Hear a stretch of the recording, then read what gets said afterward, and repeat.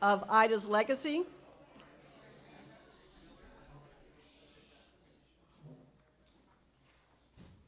I want to thank all of you to a special luncheon today, for coming to a special luncheon today, to learn more about the outstanding potential for the South Suburban Airport. This is part of a series of events we've been holding to keep our community informed about the airport and its potential impacts for the aviation world. Like so many of you, I've been working to make the South Suburban Airport a reality since 1995. I've watched some of my allies' children grow up, get married, and have children of their own over the course of this quest. Even though we're getting closer to our goal, we still have a long way to go. We're here today to hear from an aviation expert about the South Suburban Airport's promise. Before our guest speaks, however, we invite you to enjoy your lunch and get ready for an enlightening presentation. So as you know, recently the Illinois General Assembly enacted a law that requires the state of Illinois to seek qualifications from potential bidders who are capable and eager to finance, design, build, and operate a new airport in Illinois. Now, doesn't that sound great that we've gotten that far? Yes. Over many years, there's been numerous studies by the federal and state governments, aviation experts, air cargo companies, academics, and more, about how Illinois and the air cargo industry needs and would benefit from a new airport here in the Southland. Today, I'm honored and excited to say that we have an opportunity to hear more about the tremendous economic and transportation potential of this airport from someone who brings a truly global perspective. Now, if I had to summarize Angela Gittens' credentials in one sentence, I tell you she's a 2023 inductee into the National Aviation Hall of Fame. Now, she's also the former CEO of Miami International Airport and of Atlanta Hartsfield Airport, the world's busiest airport, a designation we used to have. She also served as Deputy CEO of San Francisco International Airport. Before that, she oversaw the management transformation of Luton Airport in London, England. And before that, she managed contracts and operations at several airports in the US and Canada. Currently, she's president of Schiphol USA, a subsidiary of the Holland-based Schiphol, one of the largest airport builders and operators in the world. Throughout her busy career in both the public and private sectors, Angela Gittens has served on several international aviation management boards and commissions. A career capstone is her 20 years as the Director General of Airports Council International, ACI, which means she held the top job at perhaps the world's premier aviation trade association for a dozen years. So she's a global leader for decades in all aspects related to the aviation business. In her many roles, Angela Gittens has followed the long history of the South Suburban Airport. She believes that our airport, given its location and current aviation trends, has the potential to be one of the most important airports in the world. Think about that. That's a remarkable observation, which I'm sure she'll explain further. So on behalf of the co-hosts, the South Suburban Mayors and Managers Association, the Chicago Southland Chamber of Commerce, and the Chicago Southland Economic Development Corporation, it is with great pride that I introduce to you, straight from Dayton, Ohio, where she was the keynote speaker at the second annual Girls in Aviation event yesterday, where approximately 1,000 students ages 8 to 17 were introduced to the world of flying and the many careers in aviation. We're so fortunate to have Miss Angela Gittens, who's an incredible representation of what I often say the South Suburban Airport will create, and that's jobs at every skill level. Let's welcome Miss Angela Gittens.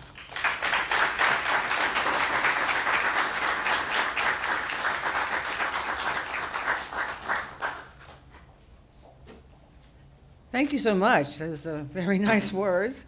And thank you for having me, and for everyone here, thank you for coming. Now, I was asked to, let me just get this. I was asked to talk to you about the economic impact of airports. And I need to tell you, what I've prepared is not specific to the South Suburban Airport. You have that kind of information in the back of the room that's been done very carefully.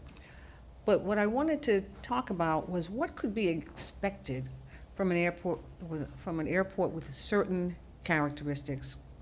And then I'll get a little bit more specific with respect to some opportunities for an airport like South Suburban to have greater impact than what may be obvious initially. Although I realize you've done a lot of work and have done a lot of thinking about all of this. Now, the one thing you need to know about airports is, you've seen one airport? You've seen one airport. Each one is different based on its geographical, physical, social, and business characteristics. Geography. Is there a body of water? Is it to the north, the south, east, west? How big is it? Salt water? Fresh water? Is there a mountain? Are there mountains? What's the topography around the airport? Makes a big difference. Physical. What are the environs like? Are there homes? Are there businesses? What kind of businesses? Can't hear me? Sorry. What kind of uses are around the airport? What are the roads like? Not just to the airport, but around the airport. Makes a difference. Social. What are the politics? I don't need to talk to this group about that, but makes a big difference. Business characteristics. Who are the actual business? You put this too close. Who are the actual business, either actual or potential business users? Is it passenger carriers, international carriers, close in? Is your market close in? Cargo? Logistics? Who's using the airport? Makes a big difference. Those are all things that you look at when you're looking at an airport, and there are no two airports alike. I talked about topography and environs. Size and orientation of runways and other infrastructure. A lot of times airports are built historically. Rarely, except in this case, rarely do you get the opportunity to fully build out the ultimate airport on day one. Usually they come kind of like Topsy. O'Hare is a great example, but almost every mature airport is that way. They might have done it differently had they known what was going to happen. They might have done it differently, but once you're there, really hard to change. Very hard to close an airport so that you can redo it. So you usually have to live with what you got and then add to it in as intelligent way as you can. History, culture, owner, and operator structure. As Del Marie mentioned, I worked for ACI World, so we had airports around the world, and the culture of the various countries plays a big role in how the airport operates and how the airport was developed and planned. And of course, the operator structure. Is it a city department? Is it part of the federal government? Is it a private airport? What you've seen in other countries, particularly in Europe and in Asia, you've seen a lot more private management of airports than you see in the US. Makes a big difference in terms of what they're looking for and how they develop. So I say all this to say that a true economic impact analysis has to be based on specific assumptions for that airport, considering the above. I have not done that, but as I mentioned, you have indeed done the studies on that. So what typically gets included as economic impacts of an airport? So there's the direct, and that's the most obvious impact, and that's what I think we talk about the most, the businesses at the airport and the airport operator itself hiring employees, buying supplies and services, and making capital investments. But then there's the indirect impact, is those suppliers, service providers, and construction companies hire employees, buy supplies and services, and make capital investments. And then there's the induced impact, as all of these employees of the direct and indirect employers spend money in the wider economy, generating more jobs and taxes. What's not included, and I'll talk about this a little bit later on, what's not included is something that was in that video, which is the businesses and individuals that come to the area because that airport is there, because of the various features and business users of that airport. That's not in the economic impact. But as you'll see in a minute, that also needs to be considered when you're looking to develop an airport.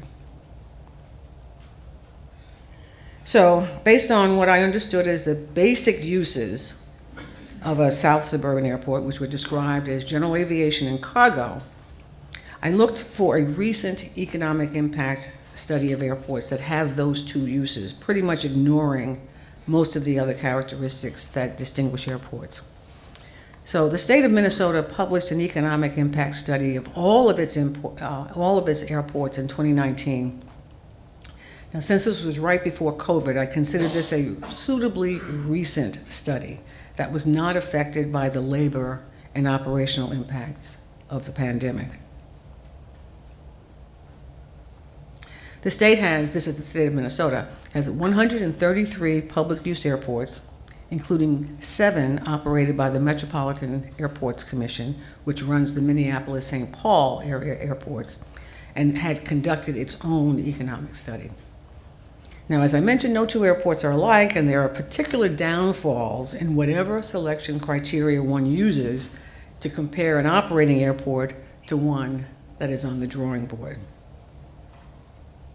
On the one hand, using the data from one or more of the MAC airports, the Metropolitan Airports Commission, Minneapolis-St. Paul airports, would be informative, since they are all within 35 miles of the Minneapolis-St. Paul downtown areas, which is within the range of South Suburban's airport to Chicago. All of the airports are considered relievers to Minneapolis-St. Paul Airport, but none have a cargo component like that contemplated at South Suburban. On the other hand, using airports with general aviation and cargo, like that contemplated at South Suburban Airport, but which are not near a major metropolitan area, shortchanges the economic impact comparison to an airport close to such a market. So I ask you to keep that in mind. It's very conservative. And again, there have already been economic analyses of South Suburban based on proposed uses, while this is merely a generic look. So we looked at 2 airports, Bemidji and Thief River Falls. So these are 2 airports in the middle of what I would call nowhere. So I'm going to give you some statistics for these 2 so you can appreciate the potential differences between each one and what you know are the potential development plans for South Suburban. Right, and remember, these are 2018 to 2019 numbers. So Bemidji has almost 14,000 aircraft operations a year. They do have commercial passenger traffic with daily flights to Minneapolis-St. Paul, but they're primarily a general aviation and cargo airport. Their key tenant is Bemidji Aviation, which is a fixed base operator, but freight is their biggest source of revenue. They have feeder contracts with UPS and DHL and XPO, which is a worldwide freight logistics company. Thief River Falls, which has no passenger service, with far more operations, though, at 32,000 annually, with general aviation and cargo operations to Minneapolis, Fargo, Memphis, and Louisville. This airport illustrates how the presence of an airport can attract a business to a community. A core user of the airport's presence is DigiKey, the fourth largest electronic component distributor in North America. Apparently, it's styled as the Amazon for electronic techies. It would not be based in Thief River Falls, Minnesota, if the airport weren't there. And they have something like 3,100 employees, not included in the economic impact analysis. So for the economic impact study, the state of Minnesota divided the impact categories into airport management, that is the employees and spending of the airport operator, capital investments made at the airport, spending by visitors, both general aviation and commercial, and the employees and spending of the business tenants at the airport. Based on the employee and spending numbers, they calculated the state and local income and sales taxes generated by airport activities. For Bemidji, they calculated the direct annual economic activity from the employees associated with each category, which came to about $30 million. For Thief River Falls, with fewer employees and lower capital for this period of the study at least, generated far less direct economic activity at about $4 million plus a year. Similarly, the tax revenue associated with each airport reflects that disparity, with $2.4 million for Bemidji and $356,000 for Thief River Falls. Finally, the study calculated the total direct, indirect, and induced economic impact of each airport, with Bemidji at $58 million and Thief River Falls at $9 million. Now, the impact does not include the employees or spending by DigiKey, so it underestimates the full impact of the airport's presence. And it also does not include the taxes. Now, when you look at what a new airport, I'm off on my, when you look at what a new airport, like the proposed South Suburban airport, could generate in terms of economic impact, plus attraction of new businesses because of the presence of an airport, we don't have to rely on traditional uses and business activities.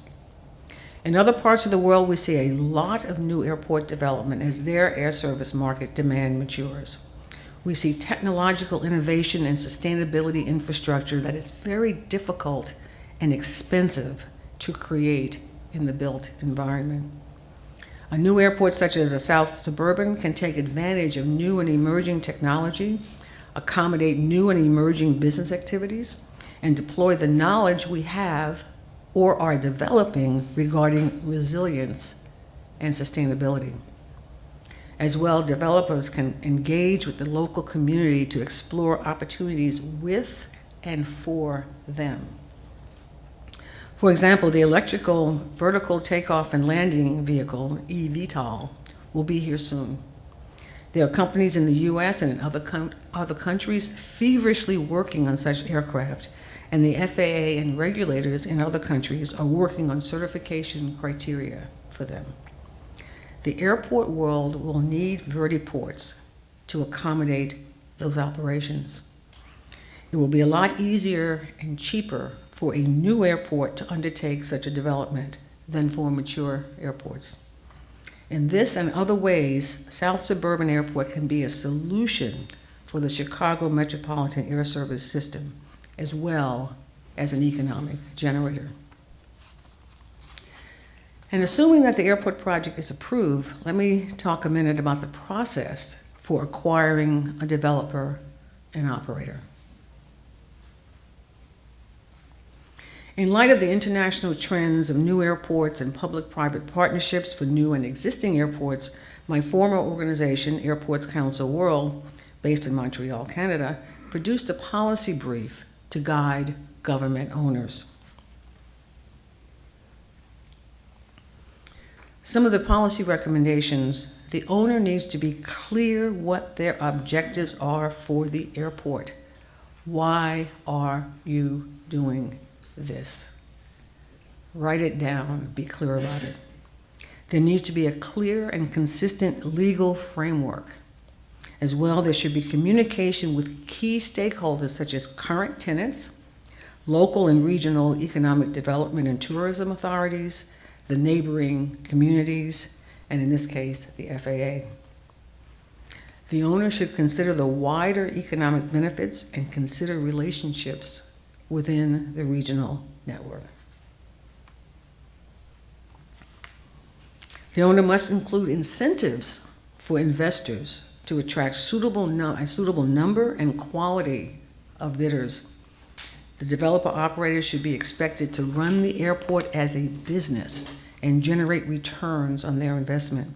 They need flexibility in the nature and timing of capital expenditures to adapt to market demand and economic challenges. They need to match the contract's lifespan to the level of capital investment contemplated. You can't have someone coming in spending a whole lot of money and say you have a 2-year contract. But you also don't want to give them a large contract and say they don't have to spend much money. So it goes both ways. And lastly, consider a multi-stage bidding process. And I think you are kind of doing this. So stage 1 would be a request for information, ROI, which lets potential developer operators to test market interest on its end, and form consortia, usually an operating company and one or more investment companies. Potential bidders would submit comments that the owner could consider. Stage 2 would be a request for qualifications, RFQ, which would gather qualifications from interested parties and perhaps generate a short list to go to stage 3, a request for proposals to select the desired operator developer.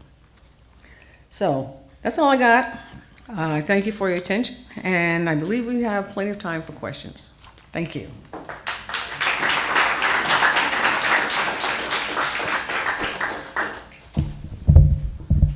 I'm still here.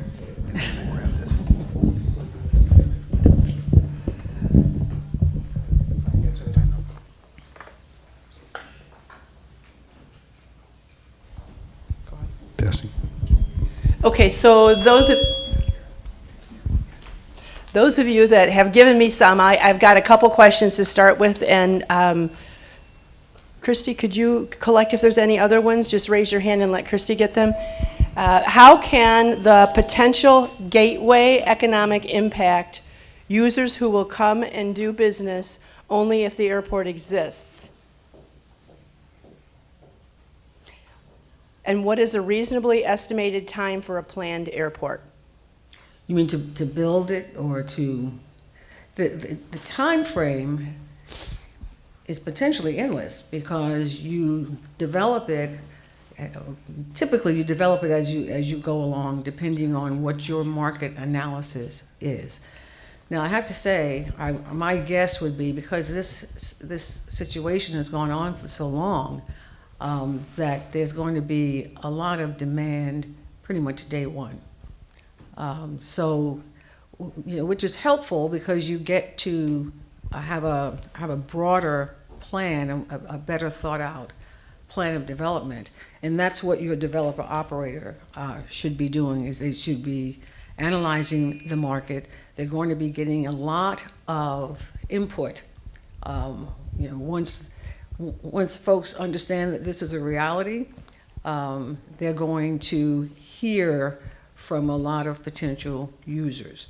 And so what they're going to need to do is, one, determine how realistic that is. They want to deal with users that have the right sort of financial and business capacity to do what's needed. And they have to think about kind of what they want first, because they don't want to block out, let's say, and I'm just making this up, let's say they're going to want Amazon, which is a great user. So they want to be careful about not having some other user, or maybe a smaller, kind of more speculative entity, come in and block the ability later down the road to get an Amazon. So they want to time out the kinds of development that they want. And I would suspect that they'll have a lot to choose from right in the beginning. Some of it they need to kind of throw away, because you always have folks that are eager but really not capable, and you don't want to freeze out the folks that are less eager and maybe want to see, well, let's see if what's going to happen here, but highly capable and highly desired. And so you want a strong proposer, someone that has good financial capacity, so that they can, so they're not desperate, to try to do things early on just to get that return on their investment. You want them to be able to have a little longer term outlook and have plenty of capital reserve. Ideally, have plenty of investors that they've worked with that they can count on. Okay, thank you. The next question I have is, has the Federal Aviation Authority given the approval to build the airport? My understanding is that they've said for a long time, you guys need to do something. Whether they usually will not come in and actually approve something, until the owner says, "What about this?" But my understanding is they've given lots of nods about Chicago regional area, need more airspace. I mean, that's their biggest concern, is airspace, because the airspace that's used by Chicago and Midway is very congested. My understanding is that the South Suburban Airport's airspace will not interfere with Midway and O'Hare, so it is a true add to capacity. And I realize that you're not from this area, and some of these questions are really quite specific to some of these communities. So I'm going to skip a few of them for that reason. She's, world renowned, not really specific in our area. So how about from an economic and taxing revenue potential perspective, why would anyone oppose the South Suburban Airport? And we're not looking for a political answer, just why would anyone feel that they were not supportive? Well, airports get opposed, first and foremost, for reasons of noise. For the folks in the environs area, it's noise, and often it's complaints about noise, but it's also having to do with safety. The concern that when I hear a plane, is it going to fall on my head? And those two get mixed in. So that's the biggest concern worldwide that you get with developing or expanding an airport. And then there's traffic and what's it going to displace. Things do change when you have an airport. Even if the airport itself doesn't do it, because of the uses that wind up at the airport, like a DigiKey coming in now. And having its own development may displace folks, and there may be concerns about that. So that's typically what happens. Okay, thank you. Another question: does an airline need to commit first? That's even Chicago market can sustain another airport, especially for cargo. But the first part of that question is: does an airline need to commit first to build an airport? Not at all. You have to really look at the market. It's the market that draws the airlines. The airlines don't typically draw the market. I mean, it's always nice if you have an airline, but airlines come and go, and they can change their minds. One, they can go out of business, but they can also change their minds. Just ask St. Louis, ask Pittsburgh. You don't center your decision to have an airport based on an airline. Thank you. And oh yeah, there's an applause there. Feel free to applaud, everyone. Also, is Chicago a market that can sustain another airport? I had done a report or kind of a talk to the Chicago, one of the chambers of commerce of Chicago several years ago. And so I'd done a lot of work, looking at statistics. And the Chicago market underperforms compared to other major metropolitan markets particularly in getting international air service. This market is a lot stronger than its performance because of the capacity problems. All right.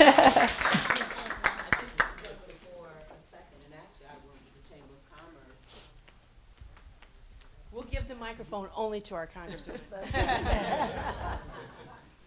Well, thank you for saying we don't need an airline, first of all, because that, of course, has been the supposed obstacle or one of them. But also, when you think about big cities all over the world, and I've been fortunate to travel to a lot of places, everyone has a third airport or more. I grew up in New York. We have airports all around us, San Francisco, LA, I mean, on and on and on. It's only us. So when I went to London with this Chamber of Commerce, remember that?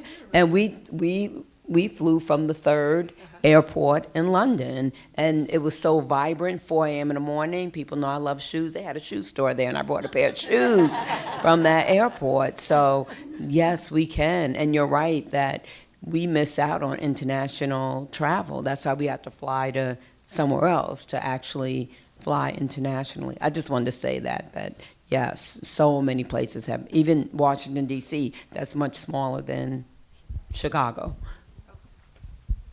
Thank you. Can you speak to the Aerotropolis concept with a cargo airport as conceived?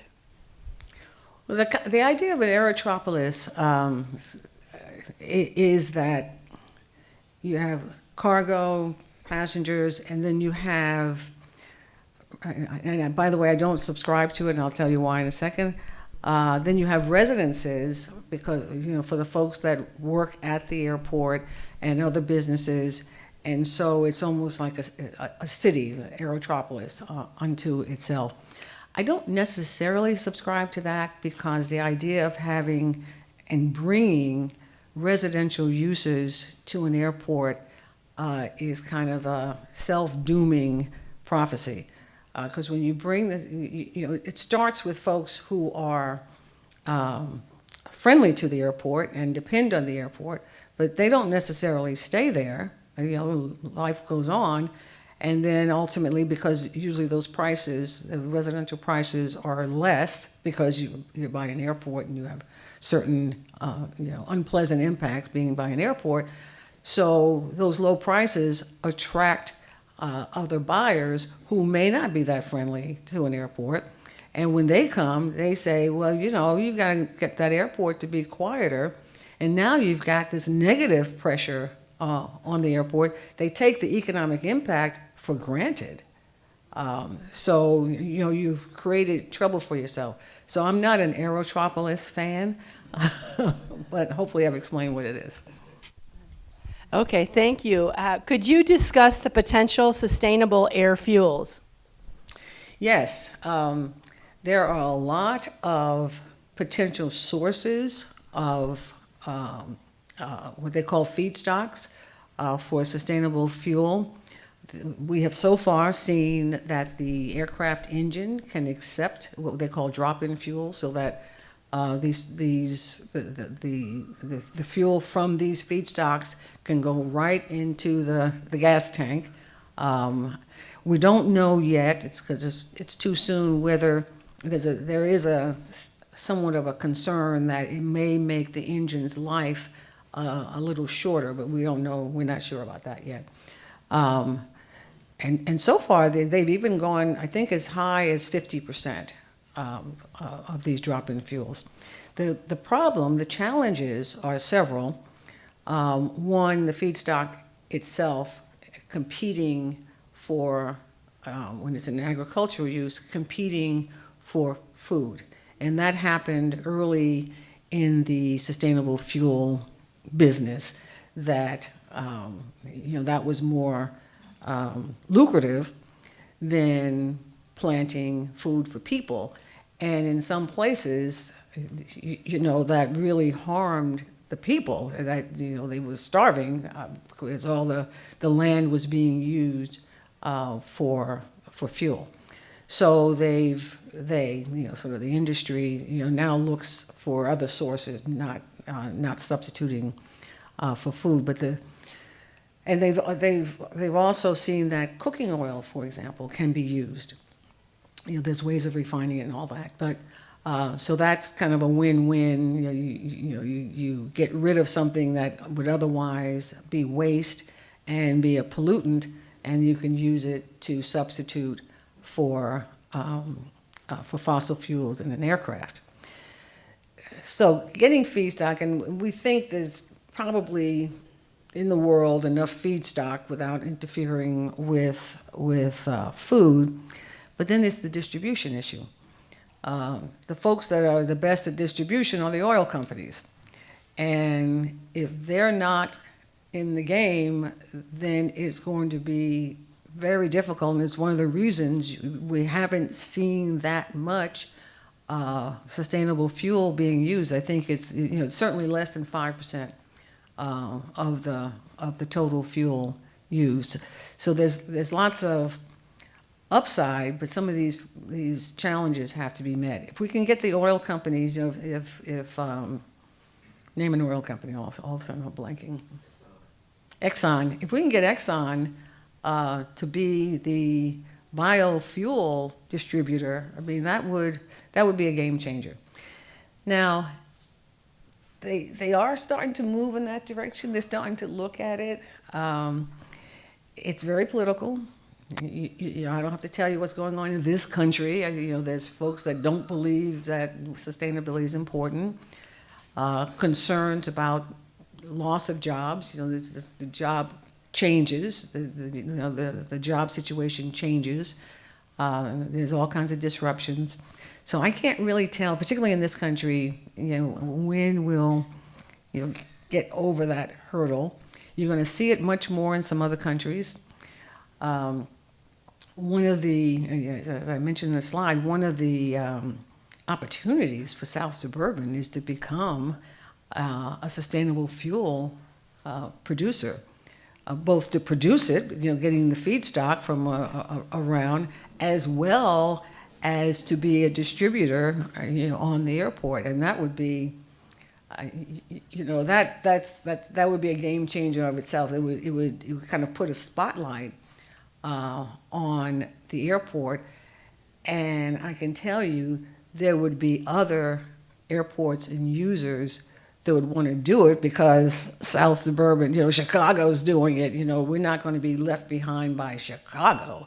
So, I can think of some airports or some areas that would be very motivated if Chicago were to do something like that. Okay, so I'm hearing some cheers over here, and a lot of these questions, the remaining ones, are pretty similar. How does the advancement of the eVTOL change the competitive landscape for cargo business among the airports? And then the other question, again, these are very similar, how is it integrated with cargo carriers? I don't know that eVTOL in and of itself is kind of needs to be integrated with anything else on the cargo side. I think that's going to be a lot easier to transition to. It's the passenger side that's going to be more difficult because of the infrastructure and the security system. That has to be thought through as to how you're going to do that. Are you going to move people through the current security system and then you're kind of losing some of the benefit of the eVTOL, or are you going to have a whole separate, and how much security do you need for the eVTOL versus for commercial carriers, for regular airplanes, still has to be thought through. But on the cargo side, I don't see that there's a, I don't see the conflict there. Okay. The last question I'm going to, if there's others that I haven't gotten, please raise your hand. But the one last one I have here is just, I'm going to make it a little more general than what this is how would the villages, the communities that are right in that footprint, how are ways that you can see that these communities that have not had economic development like this, how will those communities benefit? Well, first of all, let's talk to them. What do they want? What do they see? Because you have the opportunity, you know, you're starting from scratch almost. You have the opportunity to really bring them in and make them part of the solution, make them part of the plan. I think if a developer operator were to come in, that's what they would do, kind of have their own advisory board. No matter what the legal structure is for the South Suburban, you know, whatever that's going to wind up being, they can still do that. You know, particularly a private company is a lot easier for them to set up those relationships because they don't have, you know, they don't have a kind of a legal issue to try to deal with. And work with them. First of all, give them jobs. You know, that's the first thing. Hire a bunch of them for a bunch of things. You know, and typically in those areas, those villages, having employment close by where they can get to work, you know, don't have to go all the way to Chicago or wherever, is a boon right then and there. Start with, you know, even before they open, start with the kids. Start with, you know, the high school kids. Have them come. You know, they can do all kinds of things. You know, whether it's in the office or, you know, you're gonna have planners early on. Have them work with the planners. You know, have them take out the garbage, whatever. But get them right away. And, you know, so it's their airport. Make them think it's their airport. Okay. All right. That was the last of our questions, so I'm going to turn it back over to Thank you. Big round of applause.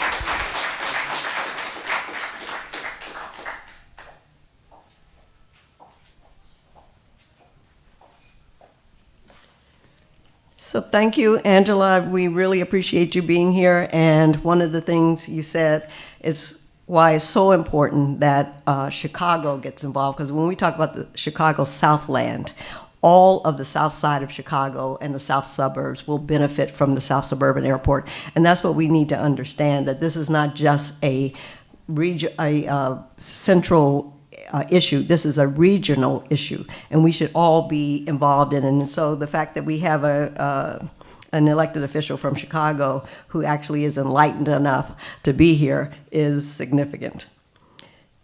As I said earlier, we're closer now than we've ever been to reaching our goal. But there's a lot of work and a lot of minds that need to be changed before we reach our goal of operating a cargo airport in the Chicago Southland. In the meantime, we need to stay engaged and not miss any opportunities to talk up the South Suburban Airport to every elected official, at every community event, and to every business person. This project is a game changer, as you already heard, for the entire Chicago Southland. It's taken us 30 years to get here, but as Angela Gittens said, the time is now. In terms of the emerging technologies and environmental sustainability goals, the South Suburban Airport can accomplish on day one what it'll take other airports years to do. We can be a model for the rest of the nation in aviation, sustainability, community engagement, and economic development and opportunity. Please stay connected to all of our host groups, and we ask you to please have a good day, the rest of your day, and thank you so much for being here with us today.